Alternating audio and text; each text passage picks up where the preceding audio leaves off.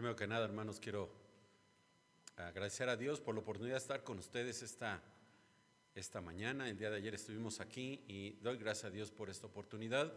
También agradezco a los pastores que me han invitado esta mañana a estar con ustedes. La verdad, ya tenía un buen rato de no estar aquí y me da mucho gusto estar con ustedes. Felicitarlos, quiero felicitar a la iglesia por estos 17 años de vida. Están llegando a la madurez casi, están terminando la adolescencia y le doy gracias a Dios por ustedes, porque sé que Dios está con esta iglesia y que Dios le está bendiciendo y que seguirá adelante mientras Él lo permita en esta tierra. Entonces quiero de verdad felicitarlos a nombre de la Iglesia Cristiana Gracia y Verdad, que soy pastor, de la cual soy pastor, que en este momento están prácticamente a punto de terminar su culto allá en Tultitlán. Yo le doy gracias a Dios por ustedes y les agradecemos la oportunidad de estar aquí. Les felicitamos, de verdad me da mucho gusto verles y yo espero poderles ver, seguirles viendo. Me dice un hermano, ¿cuándo va a volver, pastor? Pues cuando me inviten, porque difícilmente puedo venir todo el tiempo, pero de verdad les agradezco la oportunidad de estar aquí. Y antes de iniciar con la predicación de esta mañana, te invito a orar para pedirle a Dios su bendición para nuestras vidas. Padre, gracias por esta mañana, gracias por darnos la oportunidad de alabarte, Señor, de reconocer tu amor, Señor, a nuestras vidas, de reconocer, Padre, la obra de salvación que has hecho en nosotros, esa gracia, Señor, que has tenido para inmerecedores como nosotros. Y Padre, ahora que vamos a abrir tu palabra, que vamos a escucharte hablar a nuestras vidas, pedimos que sea tu Espíritu Santo quien nos hable, quien nos muestre, quien nos revele, Señor, tu verdad, tu voluntad. Y de esa manera, Señor, podamos ser alimentados y podamos ser guiados, Señor, a una mejor adoración y un mejor servicio a ti. Gracias, Padre, por esta oportunidad que nos das. Te lo suplicamos, Señor, en el nombre de Jesús, tu Hijo, nuestro Salvador y Señor.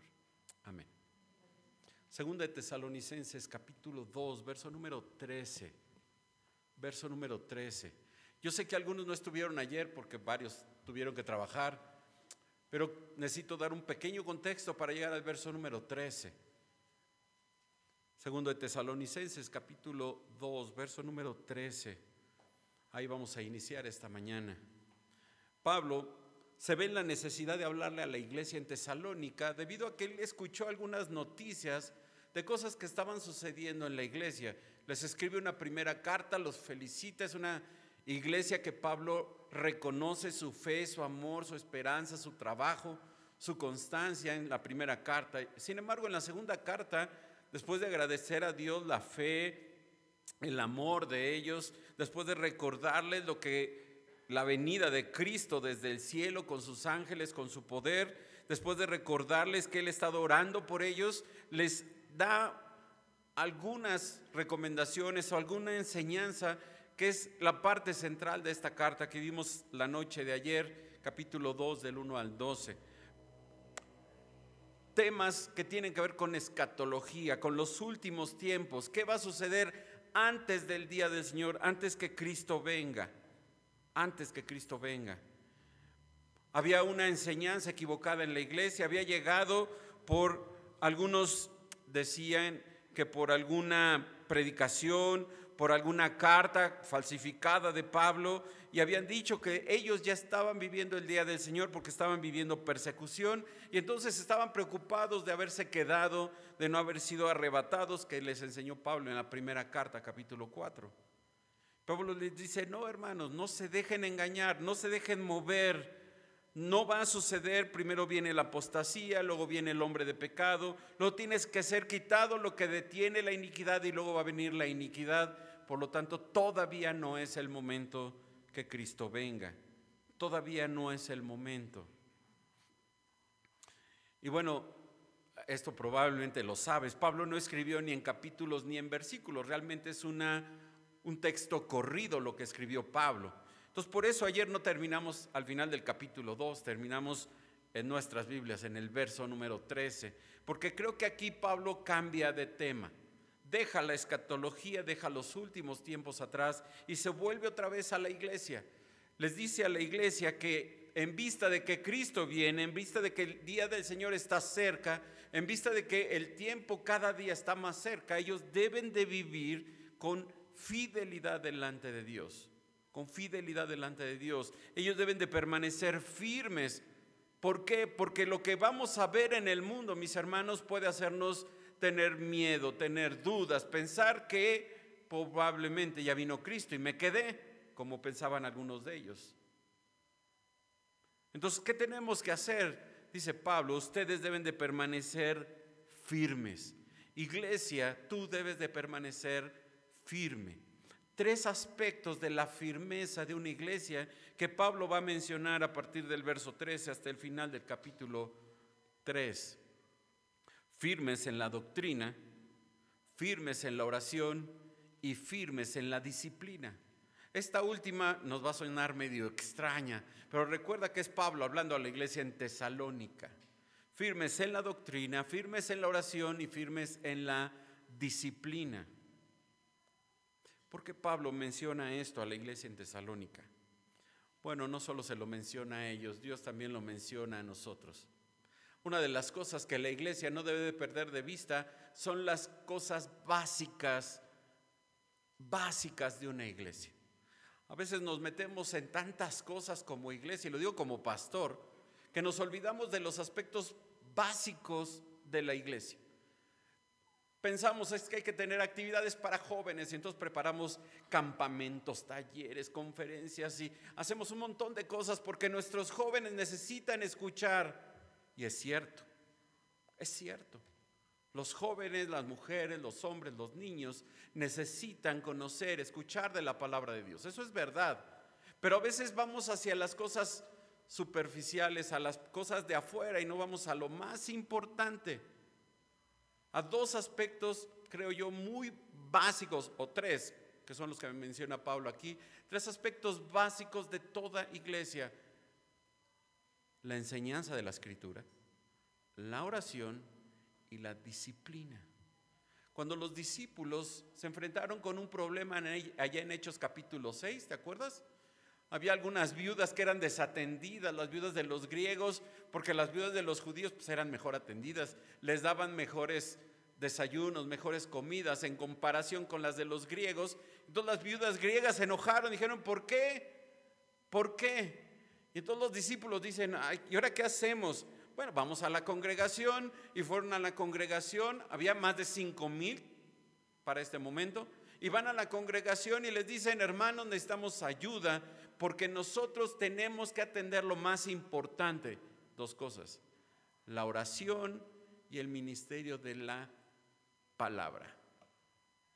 2 elementos vitales en la iglesia, vitales. A veces los dejamos pasar por alto. A veces incluso a la hora de predicar dices, bueno, pues lo que sea, los hermanos ya me conocen y predico cualquier cosa. No. La predicación fiel de la palabra de Dios es vital para el crecimiento de la iglesia. La iglesia no ha crecido porque somos astutos para evangelizar o porque somos atractivos y la gente viene porque nos ve bonitos y dicen, yo quiero pertenecer a ese grupo. No, la gente viene a la iglesia porque se predica la palabra de Dios fielmente.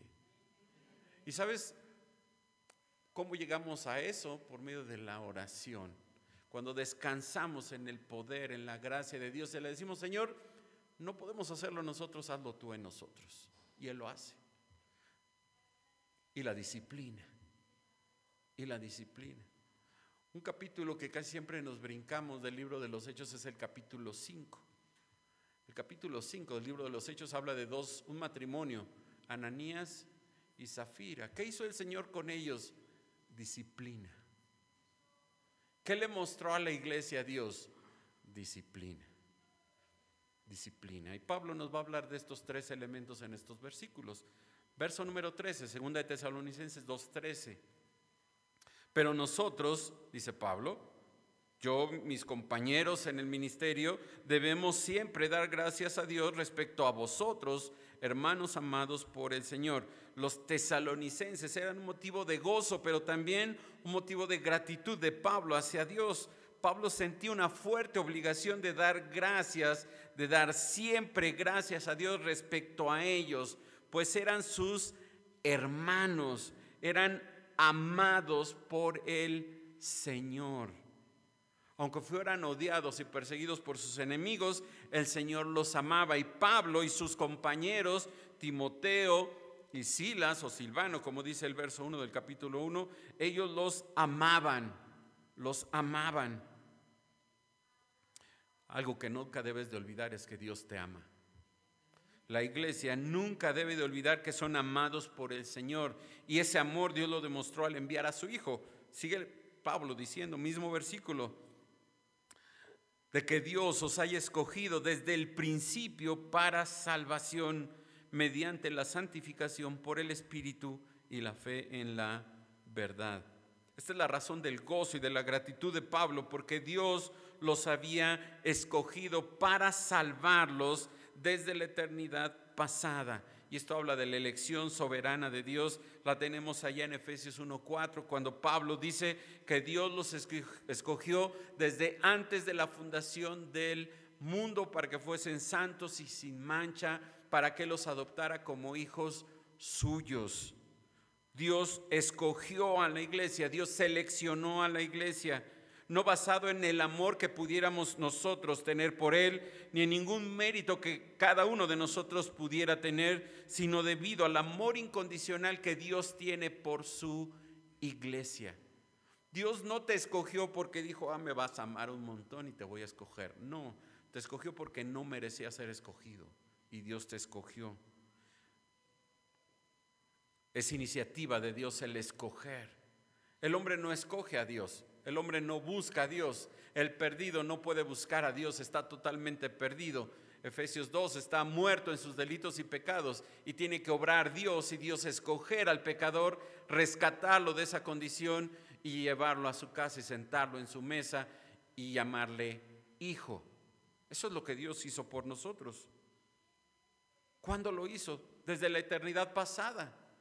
Desde la eternidad pasada. Dios es quien escoge para salvación, dice Pablo, mediante la santificación por el Espíritu y la fe en la verdad. Estos son los medios por los cuales Dios efectúa la salvación. Es la obra del Espíritu Santo que aparta a los hombres elegidos para vivir de manera santa, separados del pecado. El Espíritu Santo es quien regenera, habita, bautiza al cristiano, al hombre, para que pertenezca al cuerpo de Cristo. Es el Espíritu Santo quien hace la obra de salvación en nosotros. ¿Qué tenemos que pedirle al Señor cuando queremos orar por un incrédulo? Esto, que el Espíritu Santo abra la obra de salvación en sus vidas. Que el Espíritu Santo abra su entendimiento y que la persona pueda entender lo que Cristo vino a hacer por ellos en la cruz. Dice Pablo, verso 14, que Dios los llamó mediante su evangelio, el evangelio que Dios había depositado en él para predicar, para alcanzar, dice, la gloria de nuestro Señor Jesucristo. Lo que Pablo quería es que ellos pudieran alcanzar la gloria de Jesucristo. ¿Cómo lo hacía Pablo? Predicando el evangelio de Dios, el evangelio que Cristo, que Dios había depositado en él. Veíamos ayer Romanos 17:10, así que la fe viene por el oír y el oír por la palabra de Dios. ¿Qué tenemos que predicar? ¿Qué predicaba Pablo? La palabra de Dios, el mensaje del evangelio respecto a Cristo. ¿Qué tiene que escuchar la gente que nunca ha escuchado el evangelio de Cristo? Hace rato me preguntaba una hermana, es que yo comparto mi testimonio. Sí, hermana, está bien, lo decíamos ayer, pero más importante es compartir lo que Dios ha revelado en su palabra. Lo que Dios ha revelado, porque aquí hablamos de Cristo, mi testimonio habla de mí y la Biblia habla de mi Señor, de aquel que vino a dar su vida por mis pecados. Verso 15, así que hermanos, sigue Pablo diciendo, estad firmes y retened la doctrina que habéis aprendido, sea por palabra o por carta nuestra. Los tesalonicenses, la iglesia en Tesalónica debía mantener firme su posición presente de fe en Dios, de cuidado por los hermanos, de amor por los hermanos y de esperanza en el regreso inminente de Cristo. Mis hermanos, debemos de estar firmes porque Cristo viene pronto. ¿Cuándo? No sé, pero Cristo viene pronto por su iglesia. ¿Qué pasaría si viene hoy Cristo? ¿Estás listo? ¿O dejaste pendientes para mañana? Tienes que terminar de, no sé, hacer un trabajo en tu casa. Dejaste pendiente un oficio que hacer en tu trabajo. Dejaste pendiente algo que tenías que entregar. Y dices, híjole, ¿qué voy a hacer? No terminé y vino Cristo.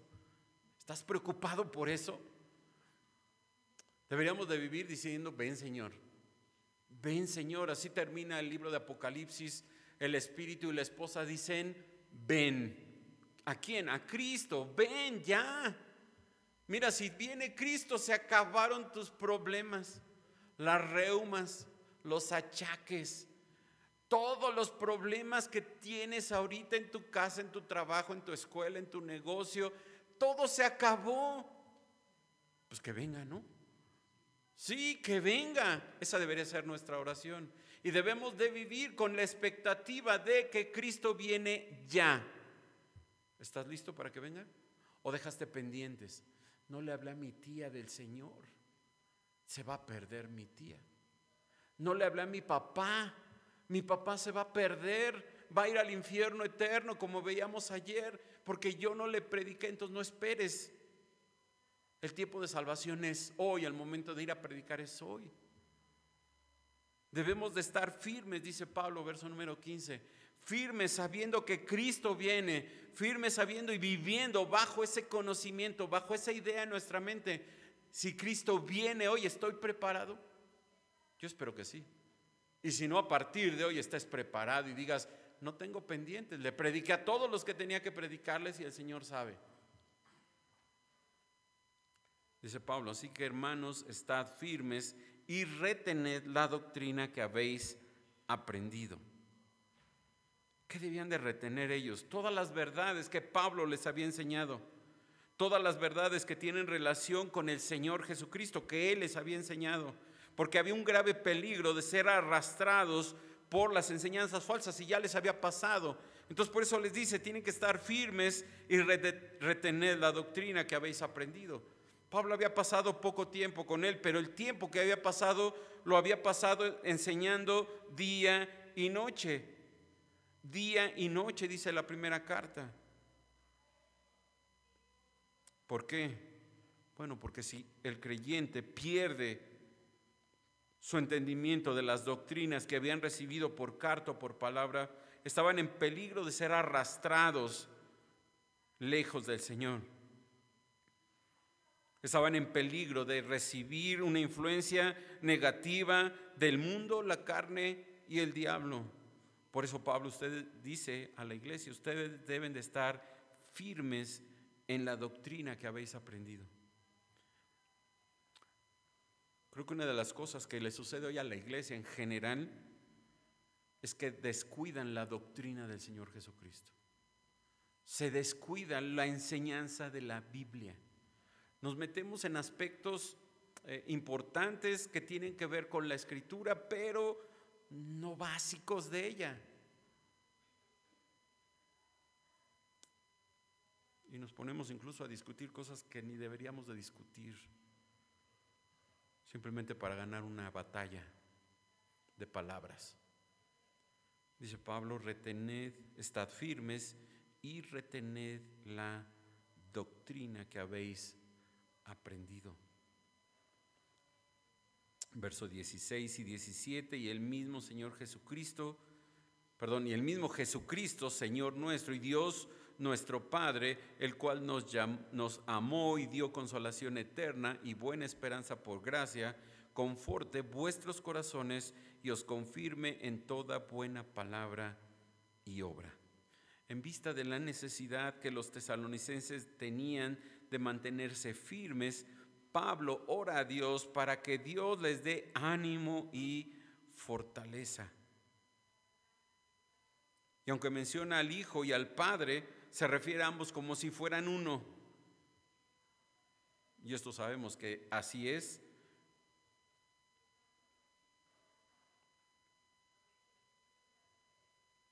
El amor y la gracia de Dios son el fundamento de la consolación que Pablo estaba pidiendo para ellos. Cualquier dificultad presente o temporal necesitaba tener consolación eterna. Consolación eterna. Dios da esperanza buena, dice Pablo, esperanza buena para que los creyentes reconozcan, se aseguren de que su Salvador regresará por ellos, regresará victorioso. Nuestra esperanza es que Cristo viene, mis hermanos.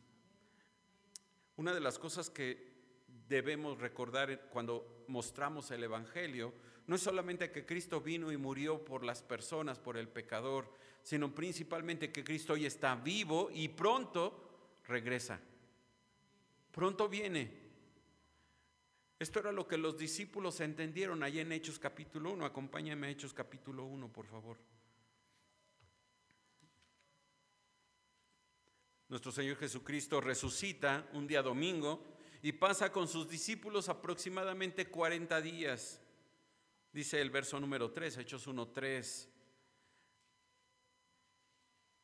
Y dice el verso número 6, los que se habían reunido, los discípulos, aproximadamente 120 personas, por lo que dice un poco más adelante el verso número 15, le preguntaron y le dijeron: Señor, verso 6, ¿restaurarás el reino a Israel en este tiempo? En otras palabras, Señor, ¿cuándo regresas? Tú eres el rey, ¿no? Ellos sabían que Él era el rey. ¿Cuándo vas a volver, Señor? Y Jesús les responde: no os toca a vosotros saber los tiempos o las sazones que el Padre puso en su sola potestad, pero recibiréis poder cuando haya venido sobre vosotros el Espíritu Santo, y me seréis testigos en Jerusalén, en toda Judea, en Samaria y hasta lo último de la tierra. En otras palabras, Jesús les dijo: ustedes no necesitan ese conocimiento. Ustedes no necesitan saber cuándo vengo. Ustedes no necesitan saber cuándo se va a instaurar el reino de Dios en esta tierra. Lo que necesitan es el poder suficiente para ir y ser ¿qué? Testigos. Eso es lo que necesitan. Pero ellos sabían que Cristo venía, estaban seguros de que iba a venir. Incluso un poco más adelante, los ángeles que se pusieron junto a ellos, verso número 11, les dijeron: varones galileos, ¿por qué estáis mirando al cielo? Este mismo Jesús que ha sido tomado de vosotros al cielo, así vendrá como le habéis visto ir al cielo. En otras palabras, no duden que venga, viene. Él viene.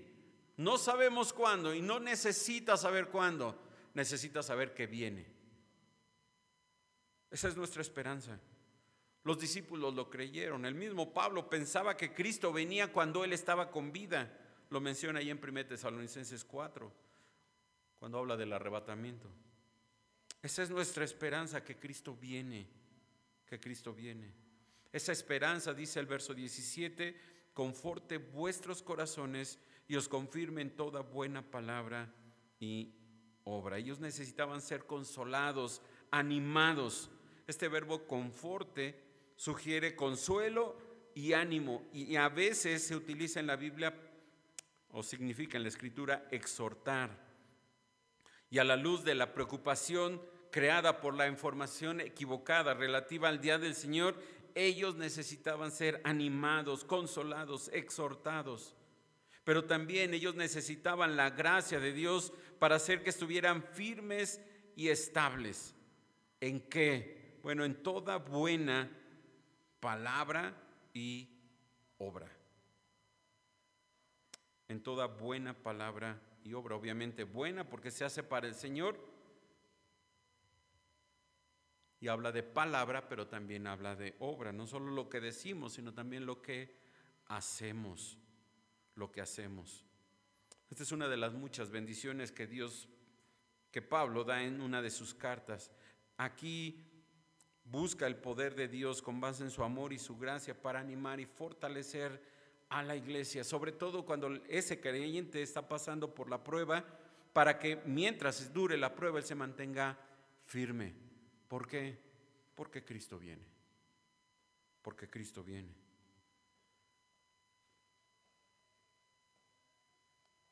Ya vimos fieles en la doctrina. Segundo, fieles en la oración, capítulo 3, verso 1. Fieles en la oración. Por lo demás, hermanos, orad por nosotros para que la palabra del Señor corra y sea glorificada, así como lo fue entre vosotros. La Nueva Versión Internacional inicia por último, para finalizar. Y esto introduce esta última sección de esta carta. Los tesalonicenses necesitaban recordar la importancia de la oración debido a la preocupación que tenían por ellos mismos, pero también Pablo les recuerda que tienen que orar por otros. Es bueno orar por ti, por tus peticiones, pero Pablo les dice, oren por nosotros, dice, oren por nosotros. Pablo manda a los hermanos a orar por ellos. Los apóstoles tenían necesidades, hermanos. Voy a mencionar algo. Tus pastores tienen necesidades. Necesitan tu oración. Ellos necesitan tu oración.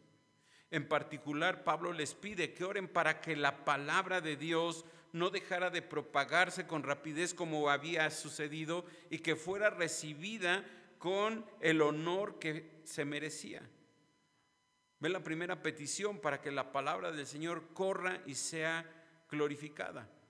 Pablo estaba predicando, estaba en su segundo viaje misionero y obviamente había habido éxito en algunos lugares y en otros no. Pero Pablo reconocía que el éxito de su obra era debido a que la palabra de Dios era bendecida por Dios mismo, conforme ellos predicaban la palabra de Dios. El crecimiento de la obra era una obra de Dios. Dios había preparado los corazones, así como lo fue entre ellos. Dios había preparado a los tesalonicenses, había preparado su corazón para recibir la palabra, para recibir el evangelio. Y entonces Pablo les pide que oren para que Dios glorifique su palabra, haciendo que aquellos que la van a escuchar crean en ella. Crean en ella. Y creo que esta es una petición que tenemos que hacer. Terminábamos ayer hablando de eso. Y hoy también tienes que orar por aquellos que están lejos del Señor, por aquellos que se están perdiendo sin Cristo, por aquellos que amas profundamente y que no tienen al Señor. Ora por ellos. ¿Para qué? Para que la palabra de Dios sea glorificada en la vida de esas personas. Pero también Pablo hace una segunda petición, verso número 2, para que seamos librados, él y sus compañeros, para que seamos librados de hombres perversos y malos, de aquellos enemigos del evangelio. Obviamente, si tú lees el libro de los Hechos, primer viaje, segundo viaje misionero, tercer viaje misionero, te vas a dar cuenta que Pablo y sus compañeros, conforme iban avanzando el evangelio, conforme el evangelio iba llegando a regiones más lejanas, obviamente los enemigos del evangelio estaban presentes, en particular judíos. Increíble. En particular judíos eran enemigos del cristiano y los tesalonicenses lo sabían. Estos enemigos del evangelio estaban cometiendo una locura al rechazar el evangelio gratuito de Dios y estaban destruyendo la paz y el bienestar de otros. Eran hombres perversos y malos, dice Pablo. Eran hombres violentos y agresivos. ¿Por qué eran así estos hombres? Porque no es de todos la fe. Ellos no iban a creer el mensaje de salvación. Se oponían al evangelio y entonces simplemente no era de ellos la fe. Y mi hermano, no te quiero dar malas noticias, pero no es de todos la fe. Va a haber quien escuche y no crea. Y tú ores por él y le prediques y no crea. Y vuelvas a orar y vuelvas a predicarle y lo hagas constantemente por años. ¿Y qué crees? Y no crea. No es de todos la fe. Pero aquel que Dios escogió desde antes de la fundación del mundo, ¿llegará a la fe? Sí, va a llegar a la fe. No sabemos quién. No sabemos quién. Por eso le predicamos a quién. A todos. A todos. Le decía a una hermana, mientras esa persona esté viva y tú estés vivo, predícale. Predícale. Si ya murió, bueno, pues ya no le puedes predicar. Si tú ya moriste, bueno, pues tampoco le puedes predicar. Pero mientras tú estés con vida y él esté con vida, ora por él y predícale el evangelio. Porque tal vez Dios tenga un tiempo, un momento especial para esa persona y tú seas el instrumento para llevarle la salvación. No lo sabemos. O puede ser que en el último segundo de su muerte, antes de su muerte, él reconozca a Cristo como Salvador y Señor y se arrepiente de sus pecados. No lo sabemos. Lo que sí sabemos es nuestra obligación, que es ir y predicar el evangelio. Esa es nuestra obligación. Pablo lo sabía y pedía que oraran por él y por sus compañeros. Y por lo que vemos en las cartas, eran muchos los que estaban con Pablo compartiendo el evangelio. Verso número 3: pero fiel es el Señor, que os afirmará y guardará del mal. En lugar de sentirse desesperados por la situación que tenían los tesalonicenses, los apóstoles estaban confiados porque Dios es fiel. Dios es fiel. Su confianza era la fidelidad de Dios, no la fe de ellos, no la fortaleza de ellos, sino la fidelidad de Dios. El carácter fiel de Dios es la confianza del creyente, mi hermano. Pasamos por una pandemia terrible. Esperemos que no vuelva nunca algo parecido. No sé qué tan difícil fue aquí en Ixtlahuaca como sí fue en la Ciudad de México. Terrible, terrible. Pastores que conozco, que he conocido a lo largo de mi vida. Ahí está Samuel, que también anduvo medio enfermillo, ¿no? Enfermos en hospital, mal, graves. Algunos partieron con el Señor y uno dice, ¿por qué? ¿Por qué, Señor? Bueno, yo aprendí algo en la pandemia. Dios es fiel. A pesar de las circunstancias, Dios es fiel. Y es lo que Pablo les dice: no importa tus circunstancias, no importa si eres perseguido, si se burlan de ti, no importa si te están matando, Dios es fiel. Fiel es el Señor, fiel es el Señor. Y ha prometido suplir todas tus necesidades, ser protegido en sus manos, y nada te podrá apartar de sus manos, dice Pablo ahí en Romanos 8. Absolutamente nada. Y también tenía la seguridad Pablo de que Dios los iba a fortalecer para soportar las pruebas, para guardarlos, para protegerlos de sus enemigos, y al final dice, los guardará del mal. Los guardará del mal. Jesús oró allá en Juan 17: Señor, no te ruego que los quites del mundo, sino que los guardes del malo, de Satanás. El mundo hoy está en el poder de Satanás. ¿Sabes quién nos guarda? Dios. Dios. 2 versículos para reforzar este punto. Juan capítulo 10, por favor. Evangelio de Juan capítulo 10. Jesús está hablando respecto a que Él es el buen pastor al principio del capítulo, y al final, un poco adelante, les dice allá en el verso número 27, Juan 10, 27: mis ovejas oyen mi voz y yo las conozco y me siguen, y yo les doy vida eterna y no perecerán jamás, ni nadie las arrebatará de mi mano. ¿Alguna duda? Bueno, vamos a suponer que si hay alguna duda, ¿no? Mi Padre que me las dio es mayor que todos y nadie las puede arrebatar de la mano de mi Padre. ¿Alguien tiene dudas? Bueno, Jesús termina diciendo: yo y el Padre uno somos. ¿Habrá alguien que nos separe del amor de Dios? Romanos capítulo 8, por favor. Romanos capítulo 8. Un libro, una carta, un capítulo muy importante que yo espero que hayas leído anteriormente. Verso 30, yo lo leería completo, pero no me da tiempo. Verso 33: ¿quién acusará a los escogidos de Dios? Dios es el que justifica. ¿Quién es el que condenará? Cristo es el que murió, más aún el que también resucitó, el que además está a la diestra de Dios, el cual también intercede por nosotros. ¿Qué dice Pablo aquí? Que Cristo está vivo, que resucitó, que está sentado a la diestra de Dios y que no está simplemente esperando a regresar, está intercediendo ¿por quién? Por nosotros. ¿Quién nos separará del amor de Cristo? ¿Tribulación, angustia, persecución, hambre, desnudez, peligro o espada? ¿Habrá algo? ¿Habrá algo? Como está escrito, por causa de ti somos muertos todo el tiempo, somos contados como ovejas de matadero. En otras palabras, el cristiano vive en estas condiciones: tribulación, angustia, persecución. Todas esas son normales en la vida del creyente. Pero dice Pablo, verso 37, antes en todas estas cosas, ¿en cuáles? Pues en estas, tribulación, angustia, persecución. Todas estas cosas somos más que vencedores por medio de aquel que nos amó. Por lo cual estoy seguro de que ni la muerte, ni la vida, ni ángeles, ni principados, ni potestades, ni lo presente, ni lo porvenir, ni lo alto, ni lo profundo, ni ninguna otra cosa creada nos podrá separar del amor de Dios que es en Cristo Jesús, Señor nuestro.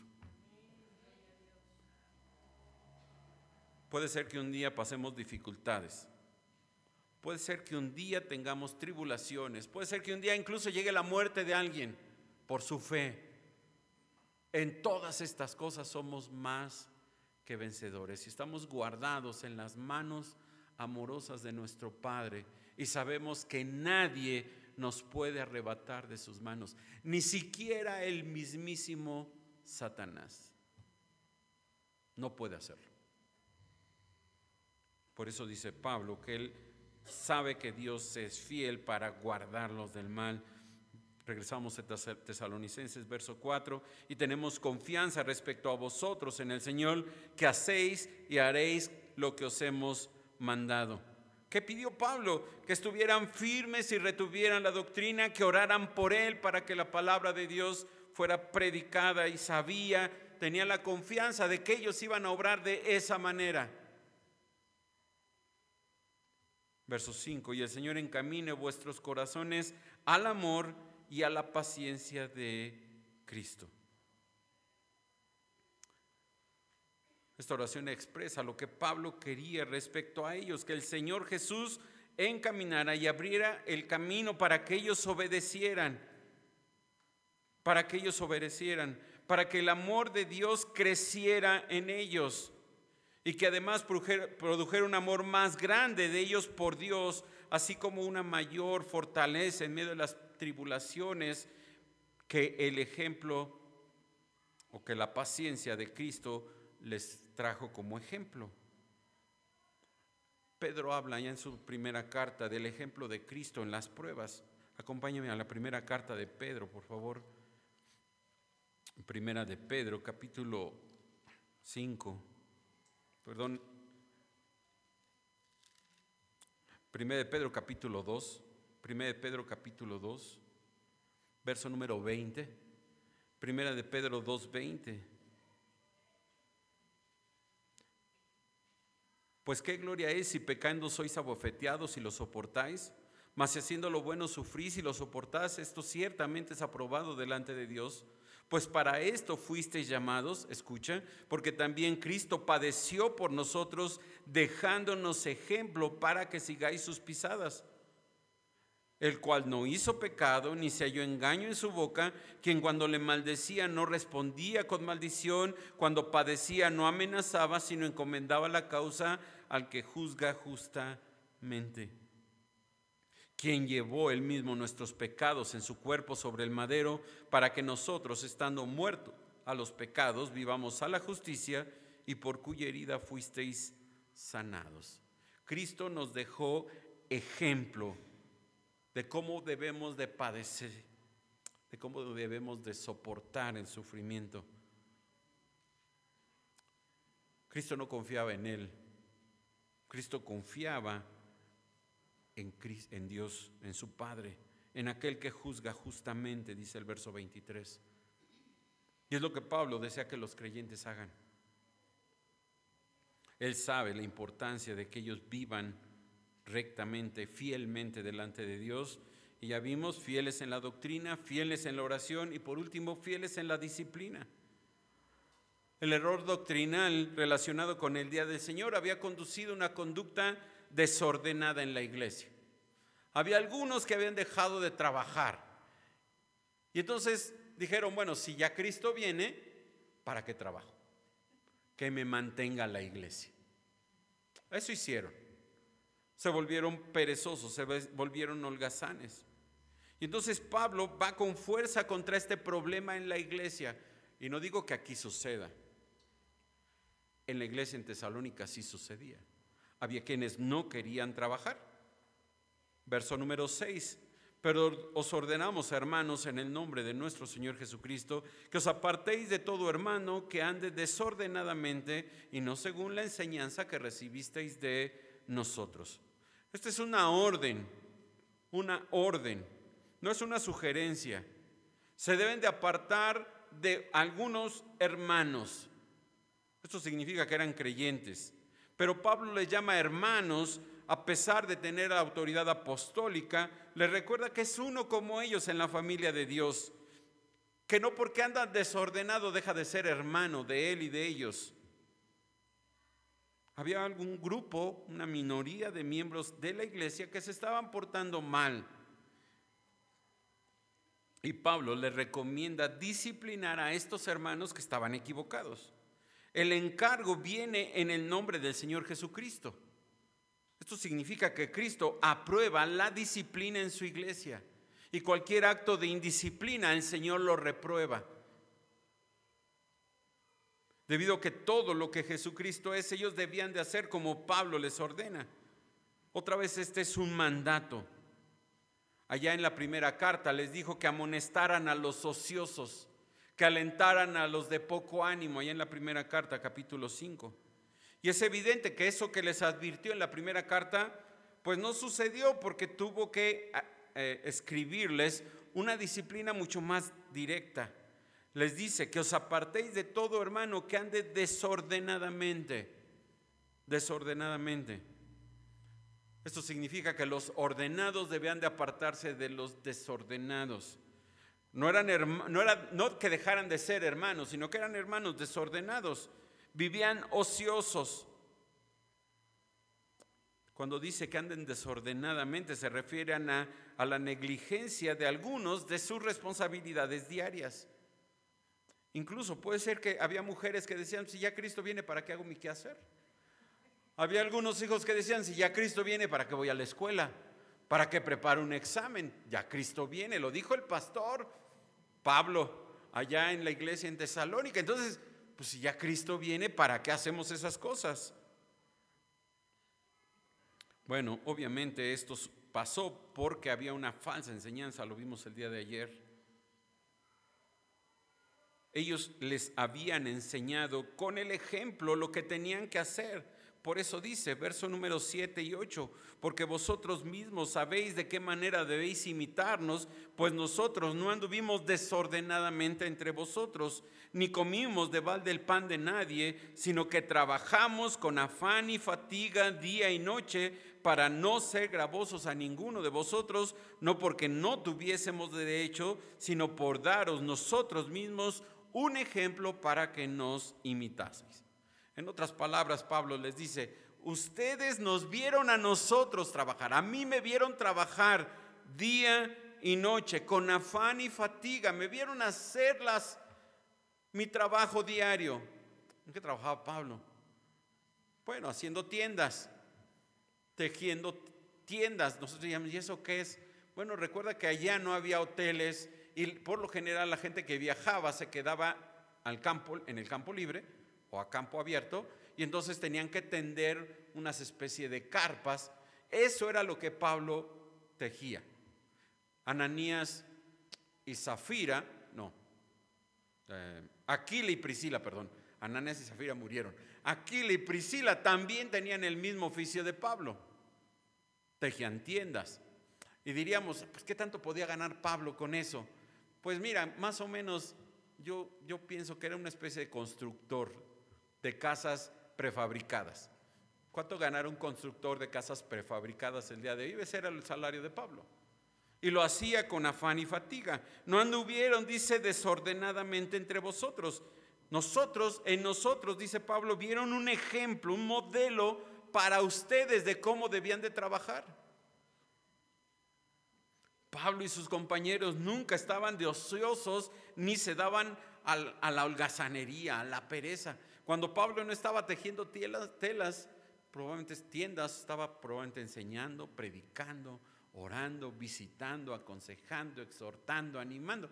No se la pasó tirado en el sillón diciendo, ay, ¿y ahora qué voy a hacer? No, tenía muchas cosas que hacer el apóstol y lo hacía. No anduvieron, dice, desordenadamente. No fuimos irresponsables. Nos ganamos la vida nosotros mismos. Dice, ni comimos pan de balde. Nunca nos aprovechamos de ustedes, dice Pablo. No es que no aceptaron regalos o alimentos de los hermanos, sino que se sostenían a ellos mismos. Ellos se ganaban el pan que comían con afán y fatiga. Ellos no querían ser gravosos en cuanto a sus finanzas personales a ninguno de los tesalonicenses. Pablo tenía la autoridad como apóstol de recibir apoyo económico, pero él optó por ganarse la vida con su propio trabajo para darle un ejemplo a ellos de cómo ellos debían de vivir. Él tenía el derecho, dice el verso 9, pero no lo hizo para darles a ellos un ejemplo. Un ejemplo. La idea de Pablo aquí es que los cristianos no deben esperar que otra gente cuide de ellos, sino que deben de sostenerse a sí mismos tanto como sea posible. Si es posible que trabajes, mi hermano, a trabajar. Pero es que ya trabajo y no me alcanza, pues otro trabajo. Es que ya tengo 2 trabajos, pues pídele al Señor que te dé sabiduría para que sepas guardar y utilizar lo que Él te da en tus trabajos.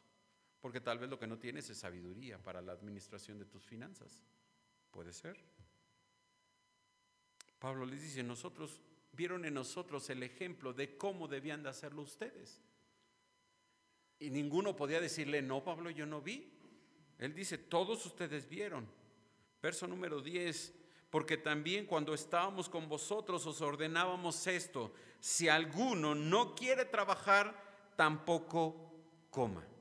Esta es una enseñanza de Pablo a ellos. Esta es una orden de Pablo a ellos. Pablo no quería que olvidaran lo que él ya les había dicho. Esta es una regla de la conducta cristiana. Si alguno no quiere trabajar, tampoco coma.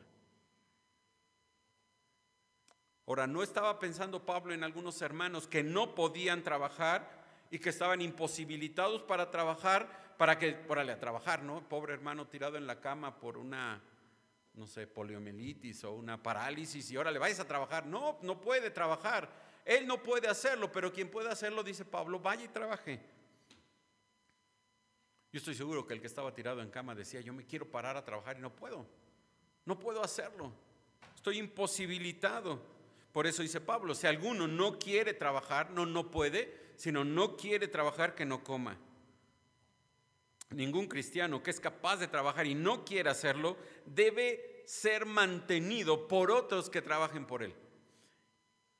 Y bueno, veo a algunos jóvenes. Si el joven no quiere estudiar porque ya se cansó, la escuela es muy difícil. Si el joven no quiere estudiar y no quiere trabajar ni en casa ni fuera de casa, que no coma. Así dice. Y cualquier duda con el Señor, no coma. Si tu marido no quiere ir a trabajar, no porque no pueda, no quiere ir a trabajar porque está muy cansado él, está ya los años le pesan y no puede, no quiere trabajar, ¿qué? Que no coma. Que no coma. Así dice. Cualquier queja, mis hermanos, con Pablo y con el Señor. Yo no lo escribí. Yo no escribí esto. Aquí está. Verso 11, porque oímos que algunos de entre vosotros andan desordenadamente. Otra vez la misma palabra. Andan fuera de orden, no se disciplinan, no se ponen en el carril correcto, andan haciendo cualquier cosa. Dice, no trabajando en nada, sino entremetiéndose en lo ajeno. Y eso no pasa. Eso no pasa, ¿o sí? No pasa. Aquí en Ixtlahuaca no, ni en la Ciudad de México. No. En todo México no sucede. Algunos entre ellos andaban desordenadamente. El problema es que en lugar de seguir el ejemplo de Pablo, había algunos que no estaban trabajando en nada para sostenerse. Pablo les había enseñado a trabajar, les había enseñado con el ejemplo, pero ellos andaban desordenadamente, no haciendo nada. Eso es interesante, no trabajando en nada. Estaban de verdad como holgazanes, haraganes. Esos no existen en casa, pero en Tesalónica había algunos de ellos, dice Pablo. Incluso dice, se metían en lo ajeno. En lugar de mantenerse ocupados, estaban metidos en asuntos de otros y no en sus propios asuntos. Hay gente así, ¿no? Hay gente así. En vez de preocuparse por ellos, se preocupan por ti. Pero no se preocupan por ti porque te interesen, sino se están metiendo en lo que no deben de meterse. Había hermanos así. Verso número 12, a los tales, dice Pablo, mandamos y exhortamos por nuestro Señor Jesucristo. Otra vez, la exhortación, el mandato no viene directamente de Pablo, sino del Señor Jesucristo, que trabajando sosegadamente coman su propio pan. Literalmente, que se pongan a trabajar. Eso dice, que se pongan a trabajar. ¿Para qué? Para que se ganen su propio pan y no expriman a otros, no intenten sacar beneficio de otros.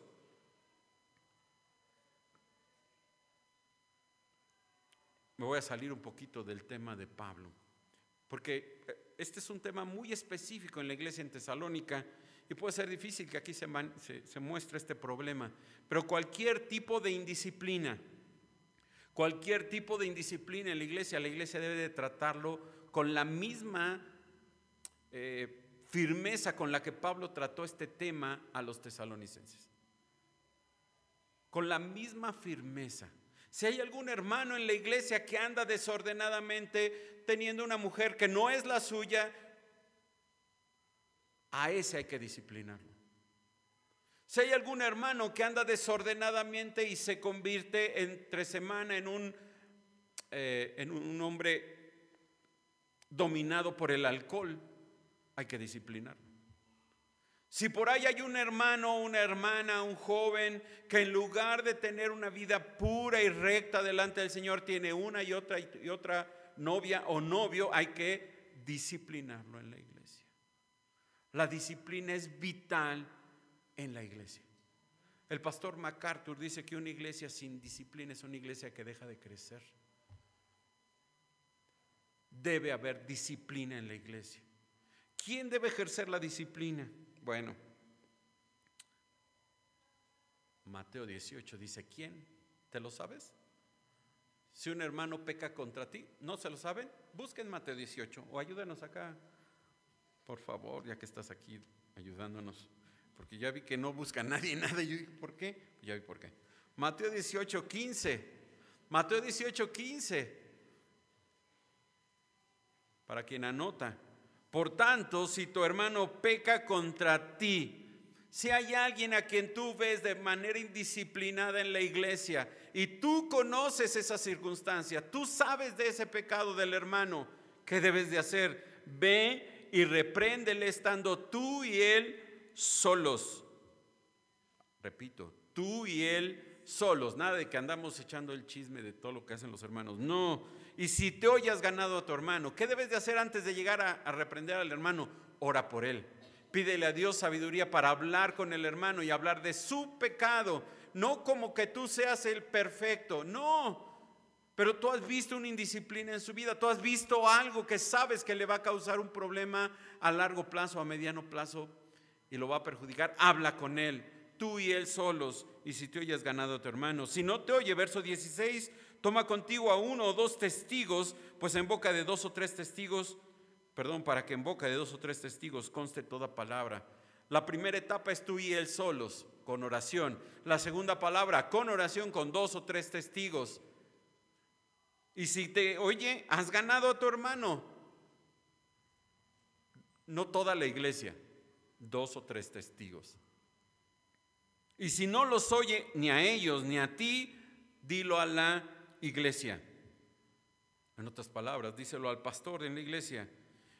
Y si no oye a la iglesia, expúlsalo, apedréalo. ¿Dice así? No, no dice eso. Tenle por gentil y publicano. En otras palabras, tenle por un pecador. ¿Qué hacemos con los pecadores? ¿Los expulsamos y los apedreamos? Pues no, ¿verdad? ¿Qué hacemos con ellos? Les predicamos el evangelio. Nos damos cuenta que no es un creyente y ¿qué hago? Le predico el evangelio. ¿Qué hacemos, Pablo, si encontramos algún desordenado? Predícale el evangelio. Regresamos, capítulo 3, verso número 13. Y vosotros, hermanos, no os canséis de hacer el bien. En otras palabras, no dejes de hacer el bien a tus hermanos. A esta mayoría de hermanos fieles que había en Tesalónica, Pablo les exhorta a hacer lo que ellos sabían hacer, a seguir haciendo lo bueno, a pesar del abuso de los desobedientes. Ustedes sigan haciendo lo bueno. Ellos son los irresponsables, pero Dios tratará con ellos. Ustedes no dejen de hacer el bien. Yo sé que muchos cristianos de Tesalónica deben de haber dicho a Pablo, ay Pablo, pero estamos cansados de sostenerlos a estos. ¿Cómo todavía nos pides que sigamos haciendo el bien? Pues sí, sé que están cansados de hacerlo, dice Pablo, de sostener a estos perezosos, de lidiar con ellos, pero ustedes no pueden dejar de hacer el bien. No pueden dejar de hacerlo.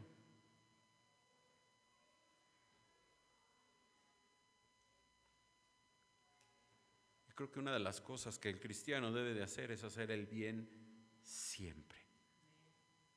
Siempre. Siempre que esté en nuestras manos hacer el bien. Termina Pablo diciendo, verso 14 y verso 15. Si alguno no obedece de estos desordenados, no obedece a lo que decimos por medio de esta carta, a ese señaladlo y no os juntéis con él para que se avergüence. Pablo consideraba sus escritos con autoridad para la iglesia. Debían de ser obedecidos primero porque era un apóstol, pero también porque eran la palabra de Dios para ellos. El perezoso, el desobediente, el desordenado debía ser identificado como tal por los miembros de la iglesia y colocado en una categoría especial dentro de la iglesia como un desobediente, como alguien que no está obedeciendo al Señor. Incluso dice Pablo, y no os juntéis con él. Ahora no es hacerle la ley del hielo y tenerle como bicho raro.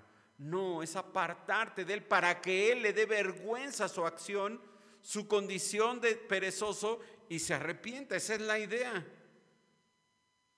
La idea es esa. Ellos no debían mezclarse, tener relación íntima con esta persona, con el perezoso. El propósito es para que él se llene de vergüenza, para que sienta pena por sí mismo, por la situación que está viviendo y se arrepienta. El diseño de Dios en la disciplina, el diseño de la disciplina de Dios siempre es para producir arrepentimiento, no división. El propósito de Mateo 18 que leímos hace unos minutos no es dividir a la iglesia, sino es ganar al hermano, hacer que el hermano se arrepiente y se vuelva al Señor. Ese es el propósito, no dividir la iglesia.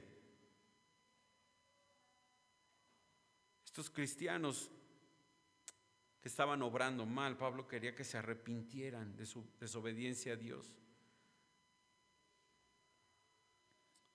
Verso 15, mas no lo tengáis por enemigo, sino amonestadle como a hermano.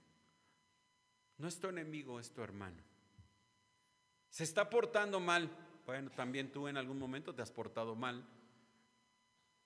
También tú en algún momento has sido desobediente. También tú en algún momento has necesitado ayuda. Es en ese momento en que está él. La disciplina entonces no debe de convertirse en desobediencia de aquellos que la aplican. Ellos debían de tratar al ofensor como hermano en Cristo. Y entonces, como está en Cristo, como es parte de mi familia en la fe, no debería de tener ningún sentimiento negativo hacia mi hermano. ¿Está mal? Sí, está mal. ¿Debería de arrepentirse? Sí, debería de arrepentirse. Pero yo no lo voy a llevar al arrepentimiento, el Señor es quien lo va a llevar al arrepentimiento. El Señor es quien lo va a traer a la fe. El Señor es quien lo va a hacer volver a la familia. No yo, no yo.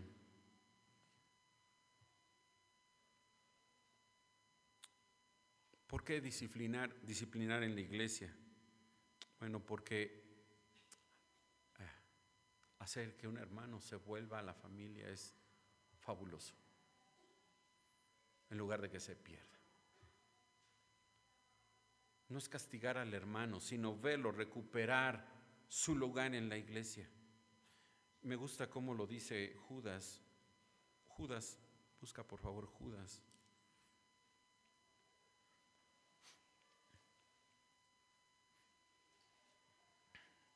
Judas, verso número 20, pero vosotros, amados, edificados sobre vuestra santísima fe, orando en el Espíritu Santo, conservaos en el amor de Dios, esperando la misericordia de nuestro Señor Jesucristo para vida eterna.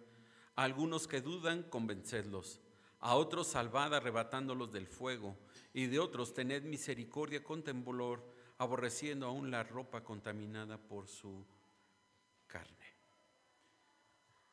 Pablo termina con una bendición ahí en Tesalonicenses para los hermanos. Es una oración de Pablo y dice el verso 16: y el mismo Señor de paz os dé siempre paz en toda manera. El Señor sea con todos vosotros. Sin la intervención del Señor, todas las exhortaciones del Pablo serían inútiles. Pablo nos ha exhortado a mantenernos firmes en la doctrina. Pablo nos ha exhortado a mantenernos firmes en la oración. Pablo nos ha exhortado a mantenernos firmes en la disciplina en la iglesia. Todo esto es inútil si dejamos al Señor fuera de todo ello. Es Dios quien nos va a dar la capacidad de hacer todo esto para Él y para su gloria. Creo que las iglesias, nuestras iglesias, necesitan recordar lo básico: la doctrina, la fe y la disciplina. Y todo esto no sirve de nada si el Señor no está en ella. Y lo que Pablo está pidiendo es eso, que el Señor sea con ellos, con esta iglesia en Tesalónica, que el Señor estuviera con ellos, que pudieran disfrutar de un compañerismo con Cristo, que pudieran tener una experiencia de una vida obediente y fiel a Dios y a su palabra. Y bueno, termina Pablo, verso 18: la gracia de nuestro Señor Jesucristo sea con todos vosotros.